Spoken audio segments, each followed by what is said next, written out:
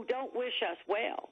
Kathleen, you're repeating Republican talking points. No, I'm not. I'm talking the conservative constitutional line. Well, the Constitution explicitly says that Congress has the right to establish debt on behalf of the United States. And there is no debt crisis. We're paying the lowest interest rates right now in order to get people to buy our bonds that we have. Right now, we don't. No, the crisis is being caused by the Republican Party. We have plenty of money. You're not letting me finish. Well, it's because, Kathleen, the points that you're making are not correct. We're the only republic in the globe, and the other countries that want to see us and do us. That is not true. Yes, wait, just about. There are numerous strongest republics. And before you sigh and say all this, you have to realize that there are people in this world that do not want us to be a republic, do not want to see us as a strong government, because they're jealous of us. I agree, and I would put the entire Republican Party in that category. They are trying to crash the economy of this country right now with a phony crisis. There is no debt crisis, Kathleen. We are having no problem selling our debt. What there is this artificial, arbitrary debt ceiling that the Republicans voted to increase every single year that George Bush was president, and now that Barack Obama is president, they're going to try to use that as to hold this country hostage. Obama has increased it several times. They voted to let him increase it. It's got They did not. Stop. They did not vote to let him increase it. They let him have, let's put it this way. The Democrats came into control in 2006. They've let Obama have a wide-open credit card. President Obama was elected in 2008, Kathleen. I know, in 2006. The President of the United States, George... If I had a credit card that was so far overdrawn, do you think that they would let me charge anymore? They just raised my interest. What is your problem? Well, Kathleen, you just made my point. You just made my point. If your credit card was dangerously overdrawn, they would raise your interest rates. And right now, nobody is raising the interest rates of the United States of America. Japan's national debt is 229% of their nation's GDP. Ours is about 84% of our nation's GDP. Japan is able to sell their debt for less than 3%, and so are we. There is no debt crisis. There is a Republican political crisis.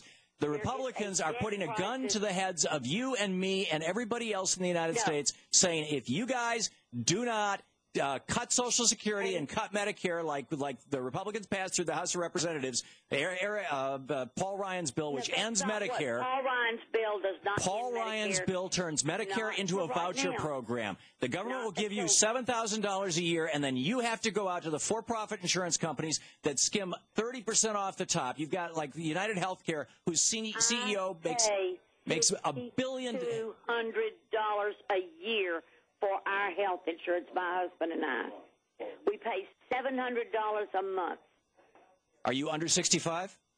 No, I'm 68. Okay, so then what you're talking about is a supplemental program to Medicare. When Medicare goes away, you are not going to be able to buy, at the age of 68, you are not going to be able to... Medicare is not going to go away immediately. It's not going to go away for, So, Kathleen, it's fine with you if our kids are screwed, just so long as you're not? No, I'm not fine with my grandchildren being screwed. Then why are you supporting Paul Ryan? That's what he's trying to do. He's sitting there drinking $600 worth of wine with a guy running a $26 billion hedge fund and saying, we'll hand Social Security over to you, buddy. Why do the Democrats and your group think that you are the only people who have the right answer? Why can't you listen to the other people and come to an agreement in the middle?